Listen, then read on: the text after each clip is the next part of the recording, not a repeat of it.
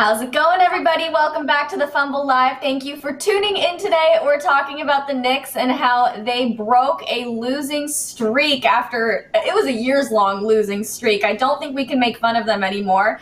We're also going to discuss tanking and whether it even exists as a concept anymore. But before we dive in, don't forget to subscribe, tap the bell for notifications, give this video a thumbs up, and leave a comment below. Now, here's the Fumble Squad. I'm Devin Howard. You can find me on Instagram as @Devin Howard.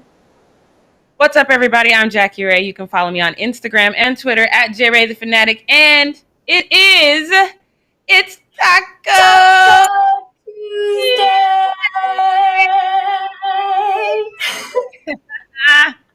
Oh my goodness. Once again, Jackie. I'm not doing it today. Well, I did it last night.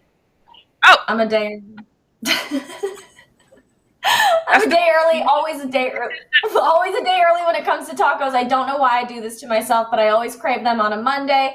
But you know what? Tomorrow is Cinco de Mayo, so I may have tacos tomorrow too. But Jackie, when are you going to make these vegan, crab tacos or whatever you bought?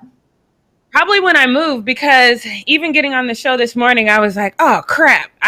So I'm using my little water jug thing because I packed up all my dishes. Like, everything is packed.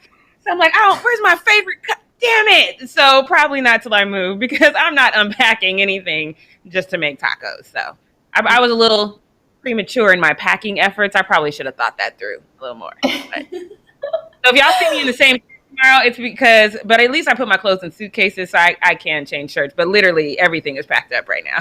So, whoops. I know. That is the most annoying thing about moving is you're putting all this stuff away. You want to be proactive and get it all done, but then you don't have access to that stuff and you can't move in for another week. What is your move-in date, by the way? I'm hoping Friday. So I only reason I wanted to move a little sooner is because I need to make sure my internet is working for Monday. So That's true. That was my concern. When I moved into this new place, I almost didn't have internet for our show, and I was freaking out because I didn't have anywhere to go, and it was COVID time, so I couldn't even go to a cafe and try to do the show or anything because it was you couldn't even sit inside anywhere, so that was really tough. But I hope your move goes smoothly, Jackie, and I'm sorry that you're not going to have tacos today, but you're not alone because I'm not having tacos either. Actually, you know what? I am getting tacos for lunch. It's going to be a taco week. I'm going out for lunch and getting tacos. What the hell? Too many tacos. Okay, let's talk about the Knicks, all right? So with the win against the Rockets, the Knicks secured a 500 record for the first time since 2013. They also swept the Rockets in their season series for the first time since the 2002-2003 campaign. And now the team has already clinched a spot in at least the play-in tournament, which for a lot of these teams in the league is not really the biggest accomplishment, but the franchise actually hasn't qualified for the postseason in 8 years. So for them, it means a lot. It's very exciting for them. Technically, the playoff tournament isn't a playoff berth, but they are in a pretty good position to at least land in the top 6, which means it's going to be the Knicks' first playoff game since Carmelo Anthony's team failed in the second round against the Pacers. Now, the Knicks have been the laughingstock of the NBA for so long now, and to actually see them experiencing some success is so, first of all, unbelievable, but it's also exciting, I think, even if you're not a Knicks fan. Jackie, wouldn't you agree with me when I say that? Yeah, I am. You know, it's just been fun to hate on the Knicks, not because I'm a Knicks hater, but just because it's easy. It's low-hanging fruit, so it's just easy to kind of clown them. But I was looking, at their numbers, and they don't have anyone in the top 10 as far as scoring, defense, nothing. So they are like the epitome of doing this as a team, which I'm all about playing as a team. I love the super teams, don't get me wrong. I think they make sense. You want to play with the best guys you possibly can. But at the end of the day, you need to play as a team. And when you guys can lift each other up and hold each other accountable, what the Knicks are doing right now is I'm not going to jump that far off into the deep end, but it's kind of similar to what we have known the Spurs to do for a long time. Everybody plays their role very well, and when everybody's firing on all cylinders and they play as a team, it's hard to beat. it's easy to shut down, one guy or maybe even two guys, but it's hard to when everybody is doing what they're supposed to do. It's hard to shut that down. And when somebody else is lacking a little bit, somebody else steps up. When everybody's doing that, it's hard to shut down. And so, do I think the Knicks are going to, go to the finals or anything like that? No, but I do think they are on at the start, at the very beginning of something beautiful, and they need to really kind of keep this momentum, keep nurturing what they have.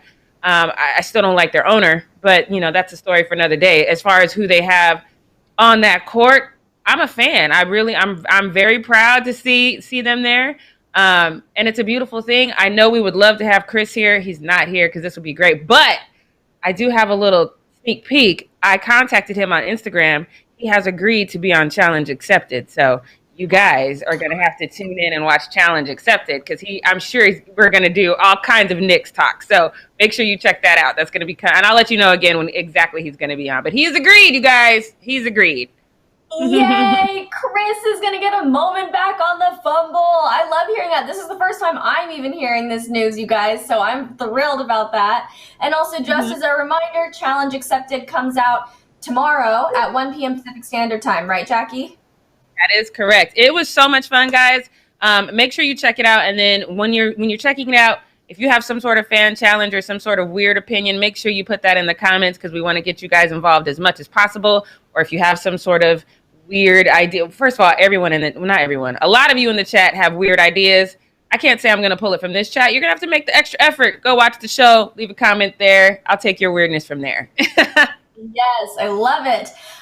Okay, so let's get back to the Knicks for a second. So I know you talked about how you feel like the team is really coming together and embracing that team mentality. Nobody's trying to be this like individual star. Would you say that you think that's what's worked for the team the best this season, or do you think they have more talent on their roster, or what is it that caused them to finally break out of that losing rut?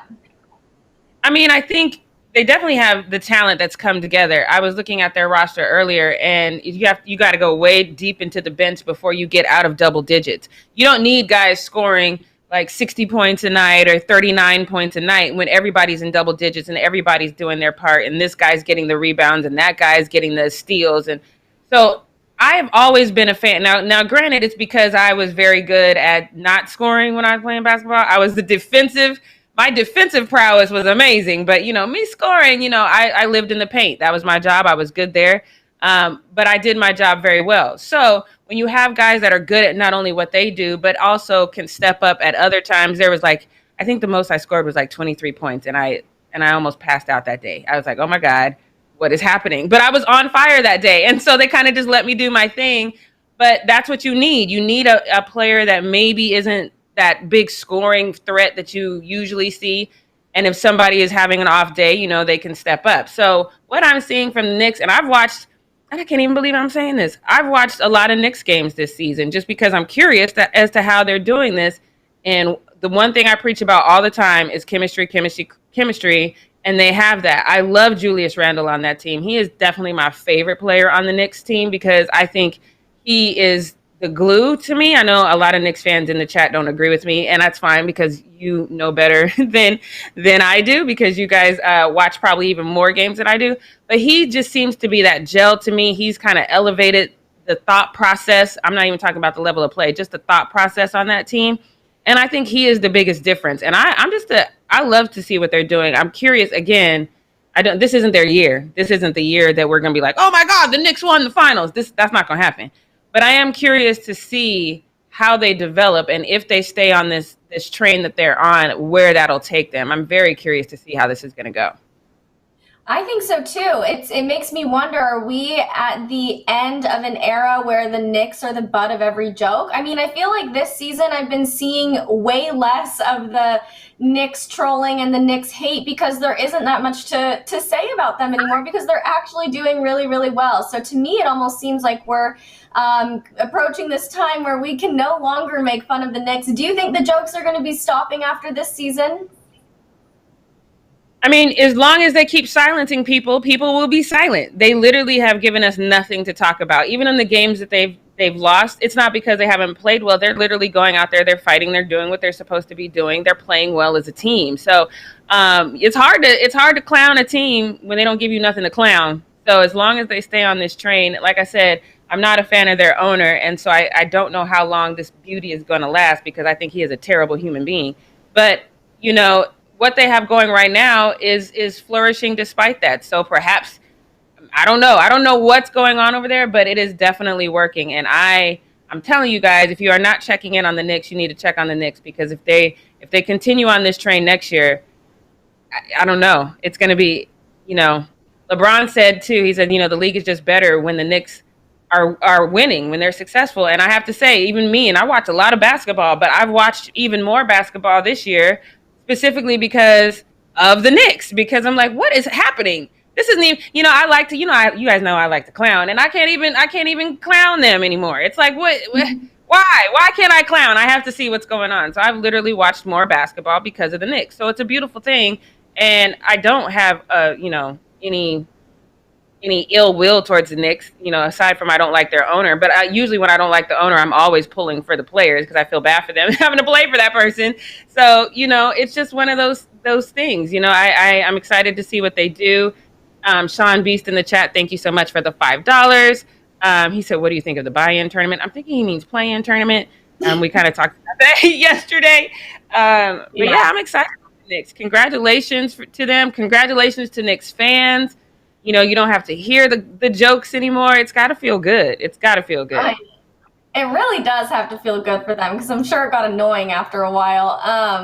And also, Sean Beast, just to answer your question for that play-in tournament, we did talk about it on the live show like Jackie mentioned. So all you have to do is go look on our channel and scroll back like 3 videos and you'll see our live from yesterday where we discuss it in depth. We're not going to get into it today. But one final question before we move on to our next Need to Know News story.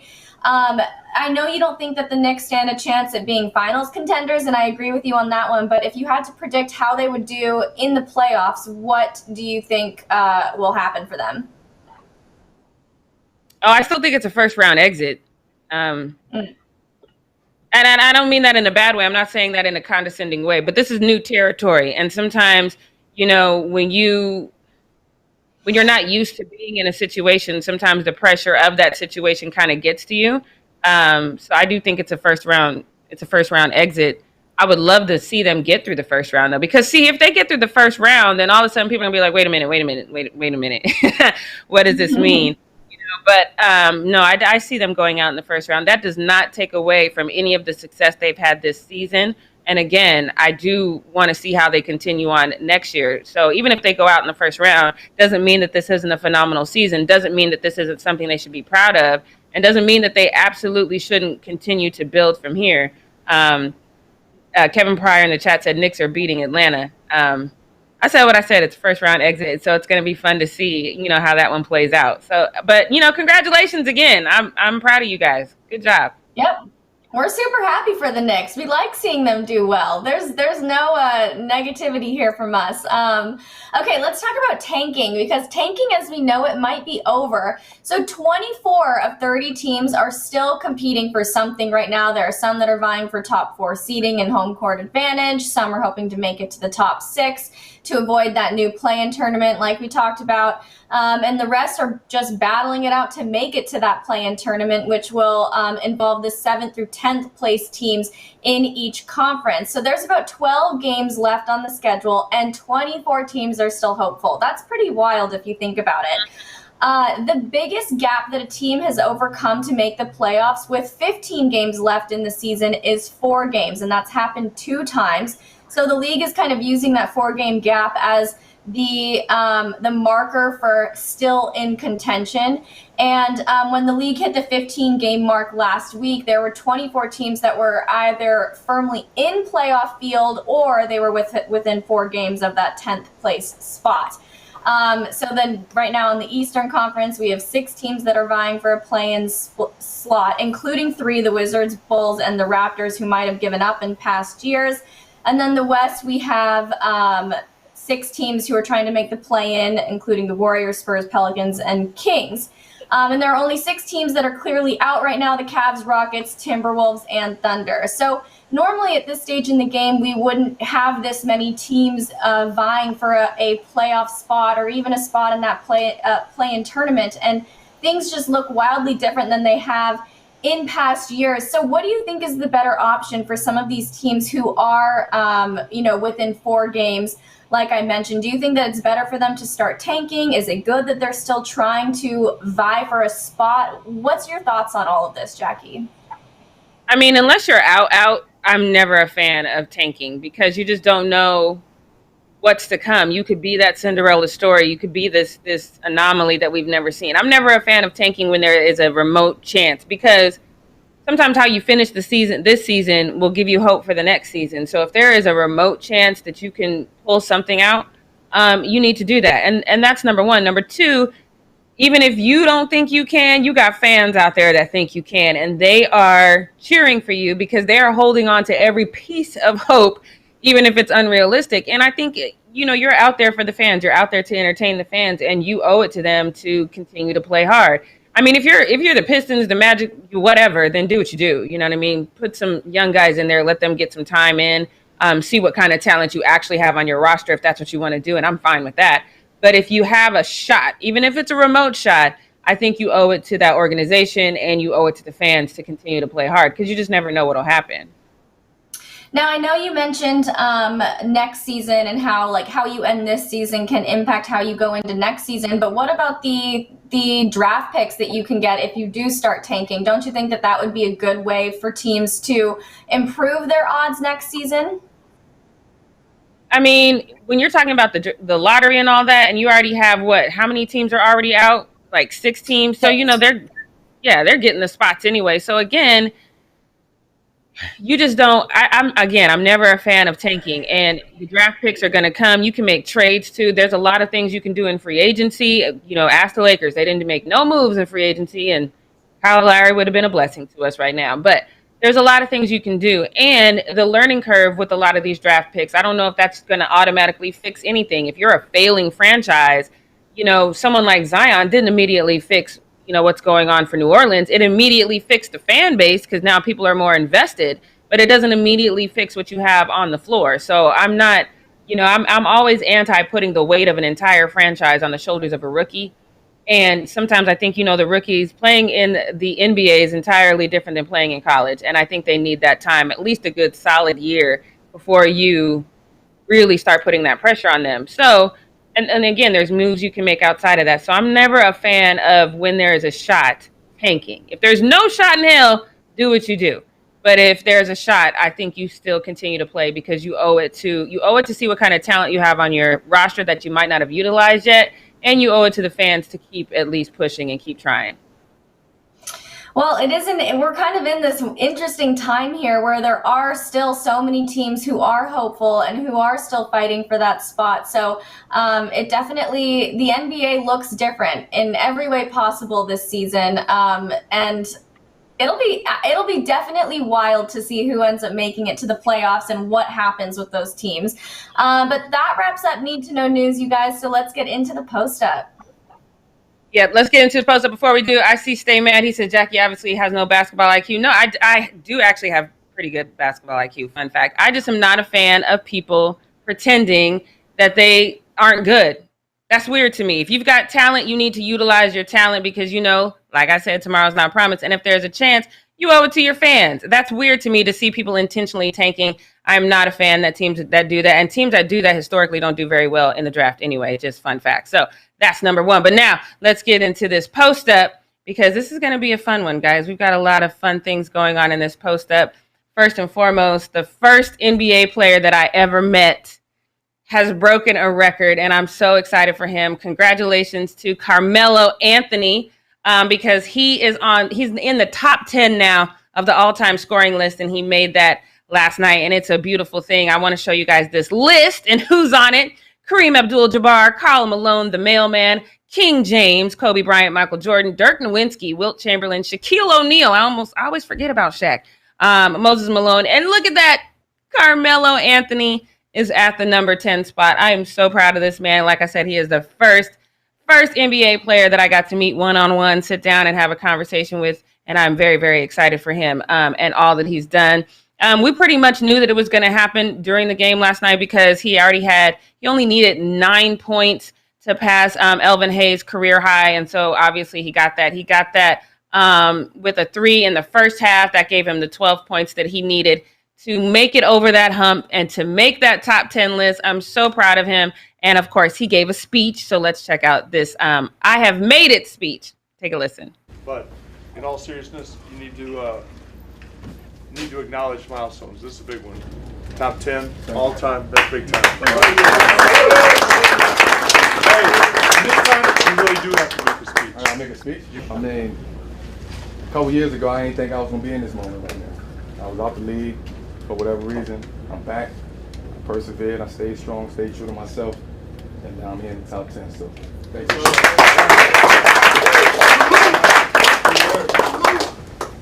Together on 3, 1, 2, 3. Yeah. Now, I saw a lot of tweets about this that I did not post because I kind of get it. So Carmelo, in his speech, he was like, hey, I was out of the league for whatever reason. And that was always confusing to me because you could see that the man still had talent. It was always weird.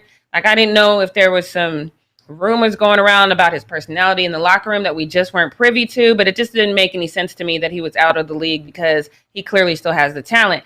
So in his speech, as you guys just heard, he said, I did it. I made it here. I'm doing my thing, and he gave kind of himself all the glory. And that kind of really struck a nerve with a lot of people that he didn't give any credit to his teammates. But I would just have to disagree. When people don't believe in you in the way that people did not believe in Carmelo Anthony, sometimes your only advocate is yourself, and you have to 100% believe in yourself, and you have to do it for yourself and sometimes seemingly by yourself. Of course, he's on a team, but at the end of the day, it was his belief in himself and his push to show everybody that he still had talent that he's crossed this hump. At least that's what I think. But Devin, what do you think? Do you think people are right that he took the complete wrong approach in this little locker room speech and he didn't give his teammates any credit and he kind of just patted himself on the back? Do you think he was wrong for that? No, I don't think he was wrong for that. I think people always have something to say, and nothing is ever going to be good enough for everybody. That's what's so annoying about the culture that we live in today. I mean, sure, I think it would have been nice if he said, couldn't have done this without the support of my teammates. Thank you guys, blah, blah, blah, whatever it is. But ultimately, this is his own personal accolade, and if he wants to use this as an opportunity to talk about himself and his accomplishments, especially after what he went through being out of the league, I think that that's absolutely fine. People just always have something to say, and it's like, just give the man his moment. What's the big deal? Right. Yeah. I mean, and I thought he thanked the exact right person, himself, because he worked very hard to get to this point, and he had to, block out all the noise and all the naysayers to get to this point. And sometimes the naysayers and the haters are so loud that is hard to do. So the fact that he did that to achieve this, I wish this man all the best. And like I said, I have a personal investment in it because he was my very first interview in the NBA.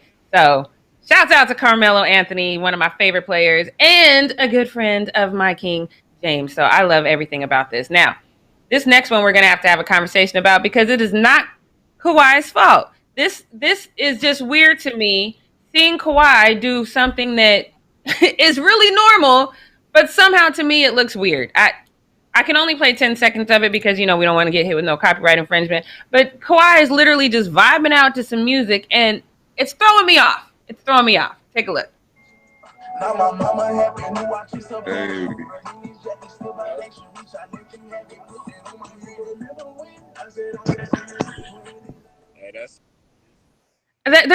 That's the most normal, non-surprising thing ever, but I was like, what is he doing? First of all, I'm with this next user because this user said the exact thought that I did. Since when does Kawhi have an Instagram?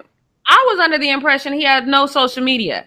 So just seeing him on social media at all threw me way off. Maybe that was it. Maybe it wasn't even just the fact that he was out there being super normal. Maybe it was just the fact that he was on Instagram. So I had to put on my investigative hat and be like, why was Kawhi on Instagram vibing out to music? It makes no sense to me. So thank you. Shout out to Complex because they gave me an answer, and they said that he hopped on the Instagram live to chat with Mickey Williams, that's a high school player, about his new project, which is Culture Jam. So this is a new project that it's a music project, and that song was called Everything Different. It features YoungBoy, Never Broke Again, and Rod Wave. So the song will arrive on streaming platforms this Friday, and a music video will be out for it as well. I had no idea that he was even doing this music venture. So shouts out to Kawhi for doing that. But Complex, although I do appreciate you educating me on the fact that he's got this new venture called Culture Jam, and by the way, I'm excited to get it, and I'm definitely going to stream it. But of all the pictures that you had to pull to talk about Kawhi and his new music venture, did you have to pull the picture with the ashy lips, though? There's so many pictures of Kawhi. You had to pull the one where he doesn't have an ounce of chapstick on. That's shade to me. I don't like it, but but I am a fan of this new project. I love this. This is first of all, I love seeing Kawhi on social media. I've been waiting so long. I hope this isn't his last time on social media. I would love to see more of him on social media, but I'm super geeked about this new music project. I can say I'm gonna be one of the first ones to stream it. I doubt I have the struggle that I had finding the Rudy Gobert situation. I feel like this is gonna be much easier to find. But I'm excited for Kawhi in this moment. Devin, what do you think about this? Okay, first of all, I have to give you some bad news, Jackie. It's not Kawhi's Instagram. It's Culture Jam's Instagram, which is the name of the project. Right, but he's still going to be, that's his project though, right? So isn't he still going to be on more? Please, maybe? I feel like probably not. Maybe he will. But I don't see Kawhi being active on the Culture Jam Instagram, maybe beyond promoting these different like songs or whatever he's working on.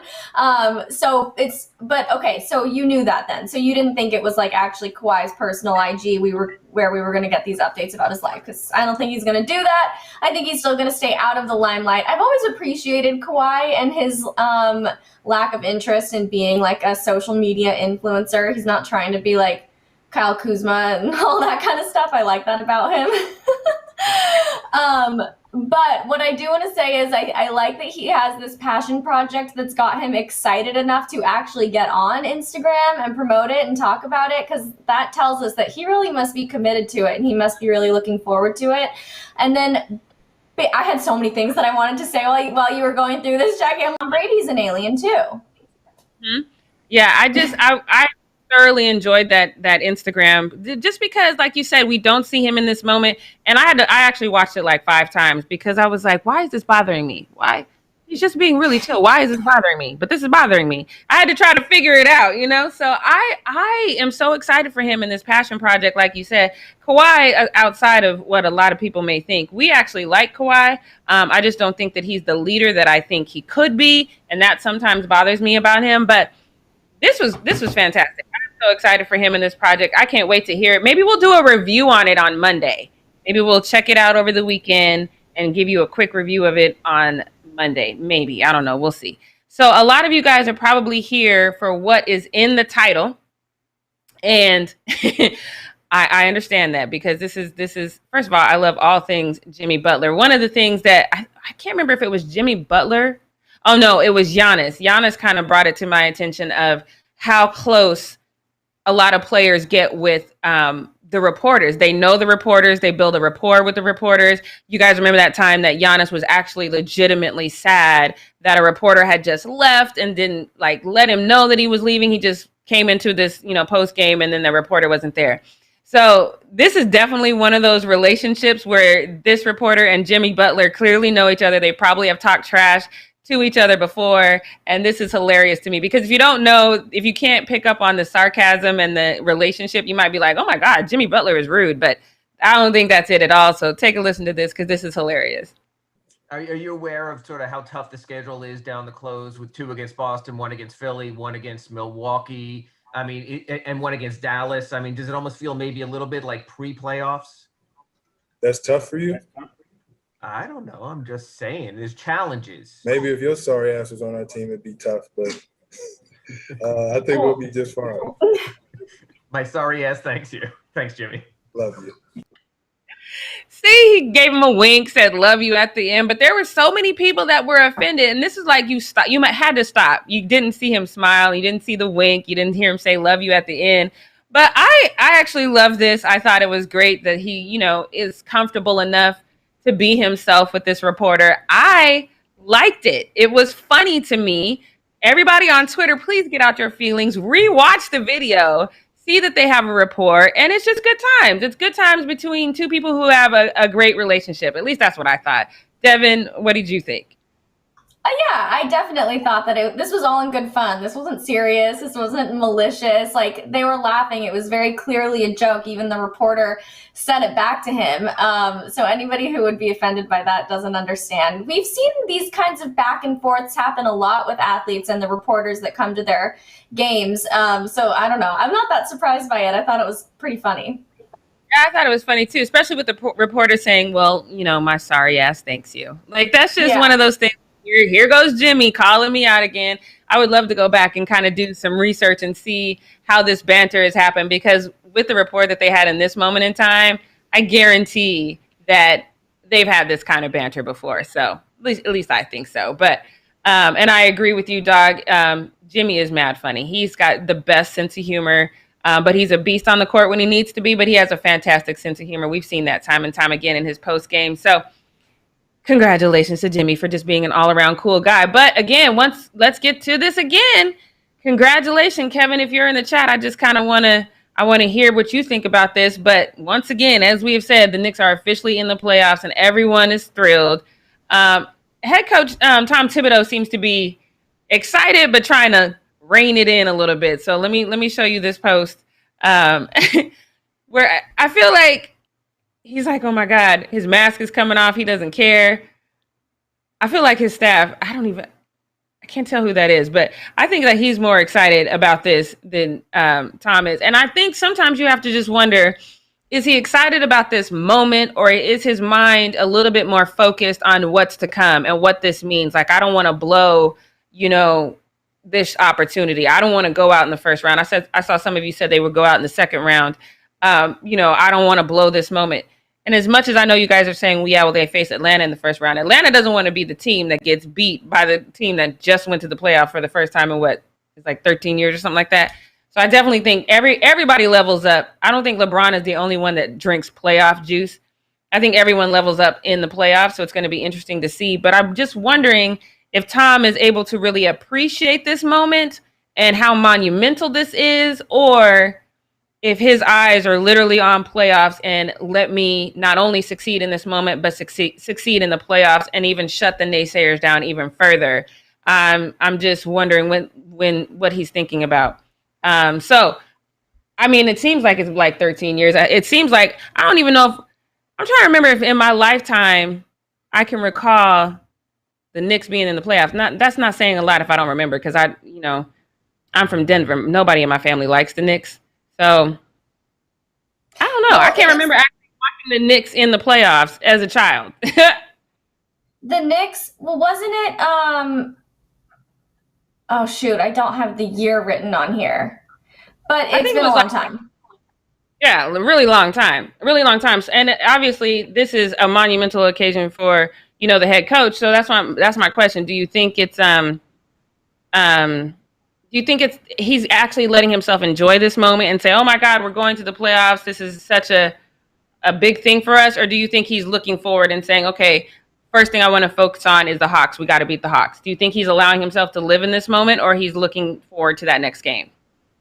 Well, I certainly hope he's letting himself live in the moment and enjoy it, because this is something that everybody who cares about the Knicks organization should be enjoying and celebrating right now. So I hope that is what he's doing. I honestly think it would be impossible not to enjoy this moment, because it's been such a long time coming. Everybody is so shocked and astonished to even see the Knicks in this position. So I think that he probably does have his eyes on the prize and his eyes on the future, and he wants to stay focused and motivated. But I do think he's got to be thrilled about what's happening right now. We all are. Yeah. I saw, oh God, it scrolled up. I can't even see. I hate when it scrolls up, when I see a comment and then it scrolls up. Oh, here it is. My flex, I guess, Melo was on the Knicks, and that's right, 2012, and I think they made the playoffs. And yeah, I think that's when he had that huge winning season. But I think that's literally the last time I was checking for the Knicks. And then Kevin says this is a professional coach. He's thinking about winning in the playoffs. I think so too, because he just didn't have the level of excitement that everyone else did. He was very like, okay, hug it out, let's be happy, but let's get in the locker room and let's talk about what we're doing next. And so I think that's the professional thing to do, like Kevin said, but I just want him to be able to enjoy this moment a little bit. I get it. You definitely want to focus on that, the playoffs, but this is a big deal for that organization. So maybe crack a bigger smile, just a bigger smile, just a little bit. I just want him to enjoy this moment and don't let it just pass him by so quickly. So, but shouts out again. I'm going to be astonished. Kevin says, you'll be astonished. I saw this year coming. I did not. Let me just say that right now. I did not see this year coming. I thought this was going to be, another Knicks situation. I'm definitely going to be paying more attention to the Knicks next year because, like I said earlier, I love that this train that they are on right now. So it's beautiful. So let's go on to this next one because this is odd man out day because y'all haven't agreed with anything that I have said before. And you're not going to agree with anything that I have said. I'm going to say about this one because you remember last season when the NFL did the Nickelodeon game and they had all the, slime and stuff. And then there was an accidental curse word on the Nickelodeon game. So the NBA decided they wanted to do something similar, but they did the Marvel game, which I did not know about this because if I would have known, I would have watched the version of the Marvel because I love Marvel. I'm literally rewatching all the Marvel movies, not in chronological order, but in the order that they're actually supposed to go because, they came out all over the place. It is so fun to watch it like that. I highly recommend it. So I would have been all into this. Everybody says this moment in time, though, is trash. So let me let y'all take a look, and then y'all let me know in the chat if you think this was trash or if you think it was good. Take a look. Draymond Green on the attack, and Green gets fouled. First of all, Hulk smash is my thing. I love Hulk smash. Can we play it one more? Look at this. Hulk smash. I freaking love that. And then the little Marvel things on the bottom, nobody else did. Let me tell you, there was not one single positive comment about this Marvel thing. Somebody said, holy yes, this is terrible. And this is bad. And then it just went on like, whose idea was this? This is ridiculous. Are you serious right now? Hulk smash? That's freaking fantastic. Devin, was it corny to you or are you with me? And this was awesome. No, I don't think it's awesome. I'm sorry, Jackie. You're gonna have my back. I watched this and I'm like, why? What's the point? I don't understand. And I think it's because my little nephew, who's 4, I know I talk about him all the time, but he likes to throw things on the ground and go, Hulk smash. And so for me, this just like makes it seem childish. Like I can't watch this and take it seriously. You know what I mean? But I also am admittedly not a Marvel person. Like I know you make references to like Thor all the time or whoever. I don't even know who that is. Thanos. I don't know who that is. You don't know? So Thanos? Are you serious right now? Cut the cameras off. We're going off the air early. Clearly, Devin and I need to have a whole Marvel Tuesday. Oh my God. Thor is the guy. Thanos is the guy who snapped his fingers, collected all. So when I say that the Nets are playing like they're Thanos and collecting all the Infinity players, you have no idea what I'm talking about? No. Oh my God. But I just assume, I know, like, I can make an assumption about what you're referring to. I know that it's like, oh, superhero or whatever. Like, I understand that much of it. So I just nod my head and agree. But, I don't know, I shouldn't have admitted this on camera, but this whole Hulk smash thing, I'm just not down. I don't like it. I just want regular basketball. I don't want Marvel to infiltrate it. Oh my God. Cause see, when I saw this, I see the scene when, Yoki has let the flying battle worm come into the earth. And then Captain America is calling everybody's, jobs like, all right, Tony, I need you to do this, I need you to do this. And then Hulk turns around and he looks and he goes, Hulk smash. So in my head, I've just replayed out this whole Marvel scene on this one basket. So for me, it was awesome. I don't care what any of you guys say. Marvel in the NBA is dope. They need to do more of it so I can watch it and then make sure I get the notification so I can watch it. Y'all crazy. This was dope. I don't care. This is dope. I feel We'll let you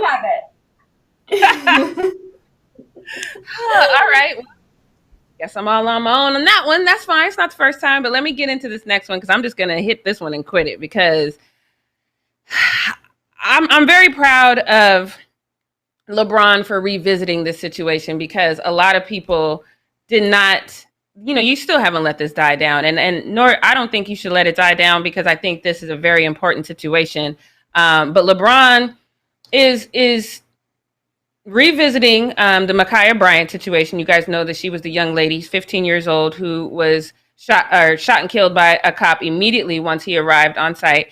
And the narrative around this is all, oh, she deserved it. She deserved it because she had a knife. And the reason why that narrative bothers me is because, white men with AK-47s don't deserve it, but young Black people with a knife do. And that bothers me. So LeBron James, he posted this to his Twitter and he says, I fueled the wrong conversation about Ma'Khia Bryant and I owe it to her and this moment to change it. Thank you. I can't say her name, so I'm not even going to try, for educating us about Ma'Khia and her story and why this needs to be about her. And then he posts the link to the story and then he does hashtag say her name, hashtag Black Lives Matter. So I am proud of LeBron for revisiting this situation because you guys know I was very disappointed in him for removing the tweet because I felt like he was removing the tweet to appeal to, Caucasian America who can make all kinds of excuses when it's us. But if that had been Becky, then, all hell would have broke loose. And I was disappointed in him for removing that to kind of appease to that side of, our country. But I get it from a business standpoint as to why he had to do it. Really proud of him for revisiting this because once again, it's the fact that he took that tweet down does not change the fact that, the way that police in this country deal with white people, whether they are armed or not. And we have seen time and time again how even when they are armed, they exhaust every possible scenario before they take the action with white people that they take with us. And that is a fact. And if you don't know that, then you're living in a bubble that allows you to skew the truth as you see fit. But you are skewing it, and I need you to know that. So I'm proud of him for revisiting this.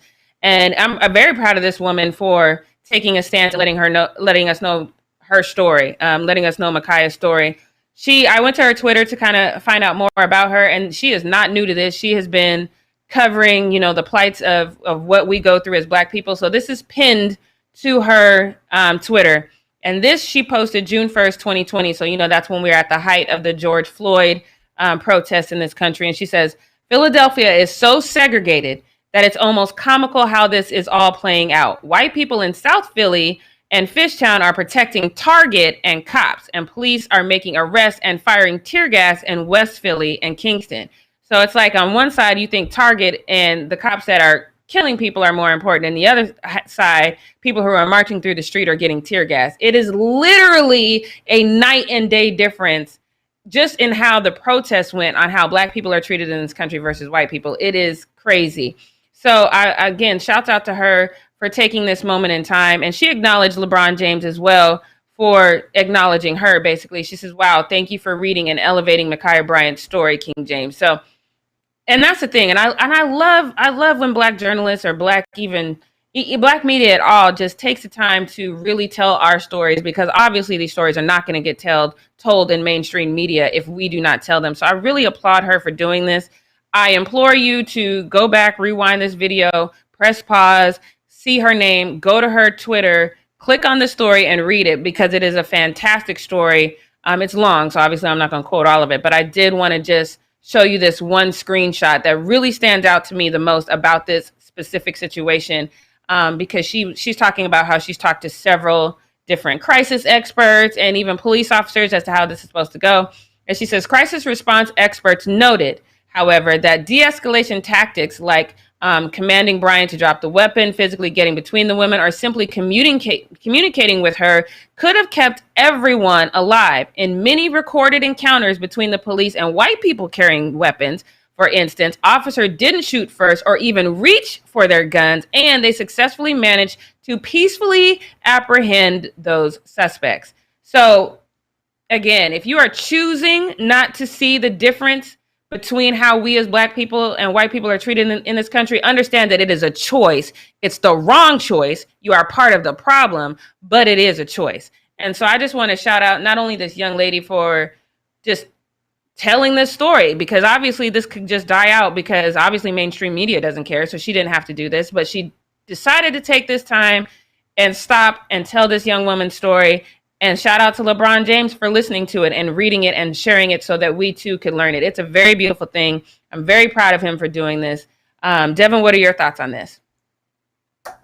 Well, I always appreciate when LeBron speaks out about social justice issues and about these specific cases. I think that it's really important. He has such a strong platform, and I know the way he handled Ma'Khia Bryant's death received a lot of criticism, though you and I didn't feel that was justified at all. I do think that this was a good way to get attention back on her story, and not only that, but also elevate a Black journalist. I actually put the link in the chat to the article for you guys. Yeah, so if you guys do want to read it, it's right there. After the show, you guys can check it out. The link's right there. But yeah, I mean, I always applaud LeBron and his willingness to speak out. Every time he does say something, he gets criticism, and he gets probably so many hate messages. And I know that can't be easy to deal with.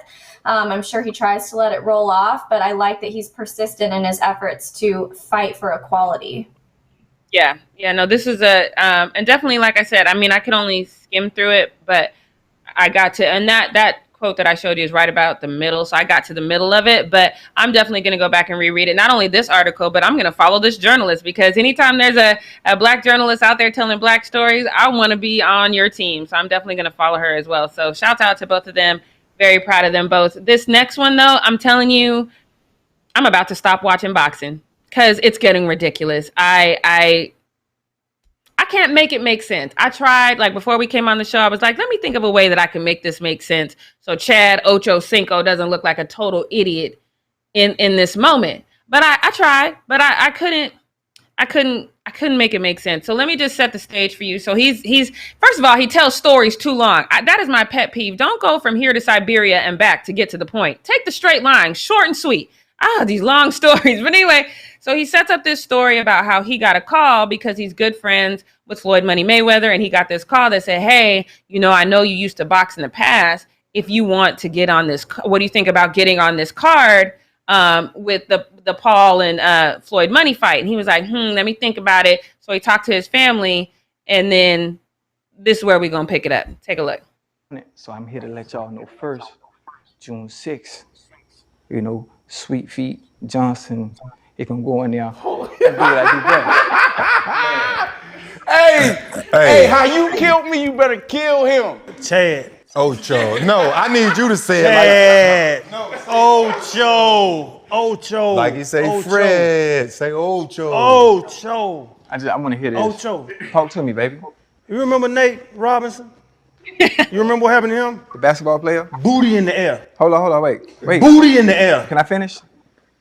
The basketball player? You are about to they gonna swing back. See, so that's the thing. So he goes on to say that he doesn't know who his opponent is. He's waiting to hear back, and he started training. But listen to your friends in this moment. You are gonna be the next Nate. Don't be the next Nate. We don't want to see another Nate. That moment in time for Nate was embarrassing. But Chad, you know how Chad is. And you eat too much McDonald's. You said you eat McDonald's every day. I just can't see nobody eating McDonald's every day, getting in the ring and winning. That part. But Devin, I mean, I don't understand it. What is it with boxing? Why is this everybody's focus now? Why is everybody trying to get out there and do this and then ultimately make a fool of themselves? I don't get it. I don't know, Jackie. Dumb. And I really like Chad. You know what I mean? I really do. But at this point, knock him out. Just because I feel like oh my God, I just can't. This bothers me. Because I've gone from really liking boxing to thinking, these exhibition things are just one-offs, to now every time I see the, next big fight, it's an exhibition fight that don't nobody want to see. Tyson got another exhibition fight coming up. We don't want to see it. I mean, I'm lying. I want to see Tyson fight. I do. But that's a little different. That's a little different. I'm lying. I definitely want to see Mike Tyson back. Roll it back. I mean that one. I definitely want to see Mike Tyson fight. But I don't want to see Chad in the ring. I don't. Because, I don't have anything else to say on that one. This This one bothers me. But let me go on to this next one. Because let me let you know right now, I have a list of the type of guys that I don't want to date, like ever. Around number 3 or 4, I have to revisit my list to tell you the exact spot on the list, is Giants fans. And the reason for that is because I have dated Giants fans in the past, and I can tell you this is not a one-off. This is real life for several Giants fans. Take a look.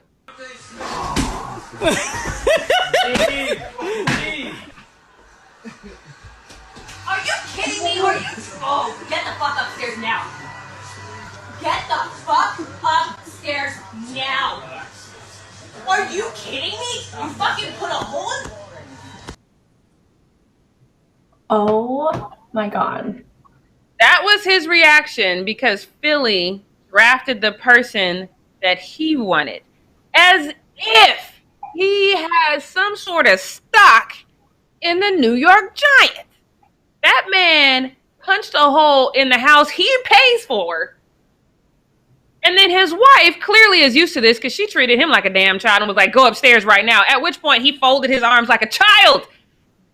I'm telling you, like I said, I have dated 3 Giants fans. This is not a one-off. This is real life. If you are going to get so mad about the draft that you will punch a hole in your own wall, like that to me is a scary type of person. I don't want to be around that person. That's very, very alarming. And if I were his wife or girlfriend, whoever that is to him, I would be mortified, absolutely humiliated, grounds for divorce or a breakup, not dealing with that. And his kids are in the background, right? And then, so his kids are in the background, you punch holes in the wall, she's dropping F-bombs, and then you grab her and tell her to relax. Look, don't take dating advice from me because I can't get my dating life together, but take this piece of advice and know that this is not a one-off. I done seen this for myself. It's not a one-off. If you got to steer clear from anybody, I just go ahead and put Giants fans on your list because it's crazy. So that's all I got for the post-up. This next one, for what we not going to do, is going to be fairly quick because I think this one is extremely obvious. We know that the situation with Aaron Rodgers and the Green Bay Packers is volatile, to say the least. I'm confused to people who think this is odd for Aaron Rodgers to be this upset, because the Green Bay Packers, in my opinion, have proven on 2 really big occasions that they are not checking for Aaron Rodgers. And being a quarterback at the caliber that Aaron Rodgers is, you should command a certain amount of respect. You should be able to say, hey, I want to see this happen. Hey, I don't want to see that happen. Tom Brady does it all the time, and none of us flinch. Aaron Rodgers, in my opinion, of course, he doesn't have the rings that Tom Brady has, but he's at that caliber as far as his level of play. He should, and he's committed his life to this franchise. He demands a certain amount of respect, but he didn't get that last season because you remember they drafted up in order to get Jordan Love from Utah. And so when you trade up to draft somebody, that shows, okay, this is who we want to be our franchise quarterback. We're ready to move on from Aaron Rodgers. It's about that time, blah, blah, blah. So you show that. You show that you feel that it's time to move on from him, and he doesn't feel that he's at that point in his career. So that's an automatic hash mark in the I'm cool on this organization as much as they're cool on me. But I have to applaud Aaron Rodgers because of how he performed last season, despite all that, and because I think I kind of missed this. Because they also did him one better and showed, hey, you know what? Not only do we not care about you going forward, and don't get me wrong, I'm not mad at an organization saying, hey, Aaron Rodgers is getting older. It's time for us to start really planning for our future, because nobody plays football forever. I'm not mad at that at all. But when you trade up to draft somebody, that shows that you want this person to take the reins as soon as possible. And Aaron Rodgers his career is not over yet, and there's a level of disrespect there. So the way that they did that was entirely wrong.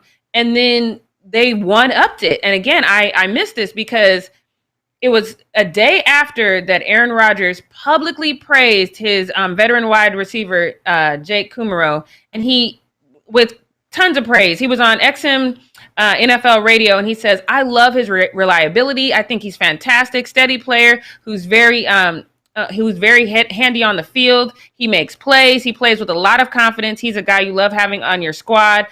He is a lock. So he called him a lock. He called him a reliable lock on the squad. And then Kumaro last season, the season before, caught 20 passes for 322 yards and 2 touchdowns. I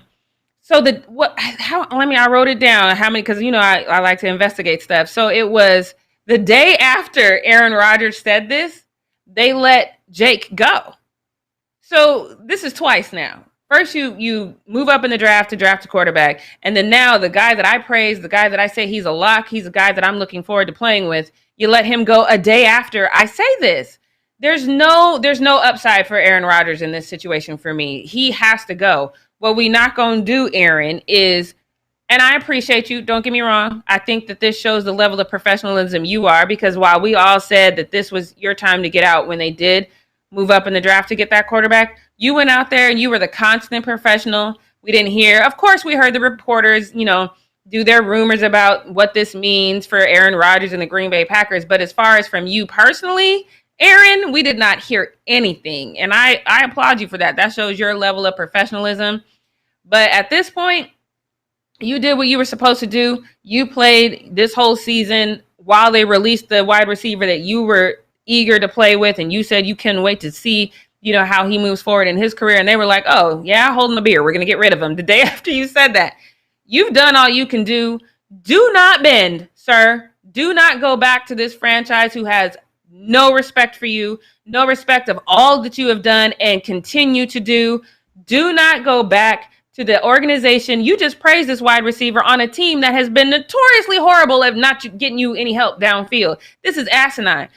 I don't care if this means you have to sit out. I don't care if this means you have to retire, do one of them Brett Favre fake retirements so then you can go play for another team. I don't care what it means, but do not think that the Green Bay Packers are going to suddenly become different when it comes to you. I don't want to see you in Green Bay next year. I don't know what that means for you, sir, but I do think you deserve a level of respect that you are not getting in Green Bay. You definitely deserve better. You are definitely a type of GOAT, not the GOAT, but a type of GOAT, and you definitely deserve better. And if Green Bay's not going to give it to you, then don't give them any more of your talents, sir. That's all I got to say about that, and that's all I got for what we not going to do. Well said, Jackie. Well said. I think it's true. I mean, they have shown him so much disrespect. I think it's time he figures out some other option here for him. I think that would be the best move. But you guys, that wraps up Need to Know News. I'm going to work on getting myself and Jeremiah Smith into the ring because apparently he and I are going to go fight. He's 6'5", but he wants to fight me at 5'2". So I got to say, from the things you say in the chat, Jeremiah, I thought you was 4'11", just the way you talk. I am shocked. So congratulations on not being 4'11". We are going to apparently be going at it at some time because he doesn't mind hitting a 5'2" girl. But whatever, let's we'll figure out that scheduling a little bit later. But in the meantime, we're going to be back again tomorrow at 9 a.m. Pacific Standard Time. Subscribe, tap the bell, leave a comment below, share this video with your friends, and don't forget to tune into Challenge Accepted at 1 p.m. Pacific Standard Time tomorrow. And have a great day, you guys. Enjoy your Taco Tuesday. We'll see y'all later. Bye, everyone.